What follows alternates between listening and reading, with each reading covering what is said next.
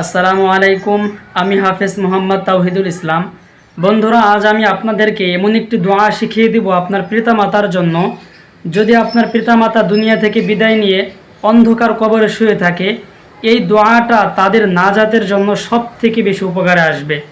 দেখেন, ইমাম কুরতুবী রহমতুল্লাহি আলাইহি তিনি বলেন, ও দুনিয়ার মানুষ, তোমাদের যদি পিতামাতা কেউ দুনিয়া থেকে বিদায় নিয়ে চলে যায়, তাদের জন্য তোমরা সব সময় এই দোয়াটি করতে থাকো। কারণ এই দোয়াটির মধ্যে আল্লাহ তাআলা বলে দিতেছেন, দুনিয়াতে কল্যাণ এবং মৃত্যুর পরও ওই পিতামাতাকে যেন আল্লাহ তাআলা কল্যাণ দান করেন এবং জাহান্নামের আগুন থেকে যেন ওই পিতামাতাকে আল্লাহ তাআলা ক্ষমা করার ঘোষণা করেন। সেই দোয়াটি এতটাই গুরুত্বপূর্ণ, আমি আপনাদেরকে এখন সেই দোয়াটি শিখিয়ে দিব। দোয়াটি হলো, রব্বানা আতিনা ফিদ দুনিয়া হাসানাতাও ওয়া ফিল আখিরাতি হাসানাতাও ওয়া কিনা আযাবান নার। বন্ধুরা, দোয়াটি আবার শুনুন।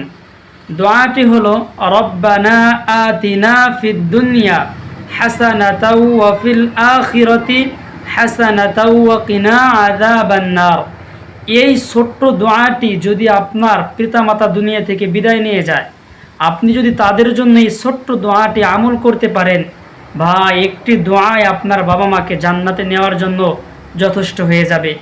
একটা হাদিসের মধ্যে আছে, জানেন, যখন মানুষ হাজার হাজার আমল করে কিন্তু সেই আমলগুলো ইখলাসের সাথে হয় না, আর একটা ছোট্ট আমল করছে, ওই ছোট্ট আমলটা ইখলাসের সাথে করছে, ওই ছোট্ট আমলটাই তার নাজাতের জন্য যথেষ্ট হবে।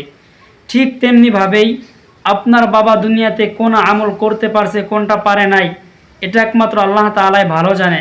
কিন্তু আপনার বাবার পক্ষ থেকে আপনি এই ছোট্ট আমলটা, ছোট্ট দোয়াটা আমি আপনাকে বলবো সব সময় আমল করে যান আপনার পিতামাতার জন্য।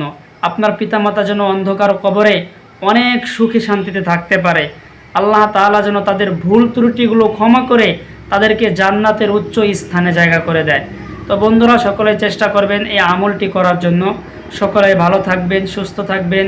খোদা হাফেজ। আসসালামু আলাইকুম।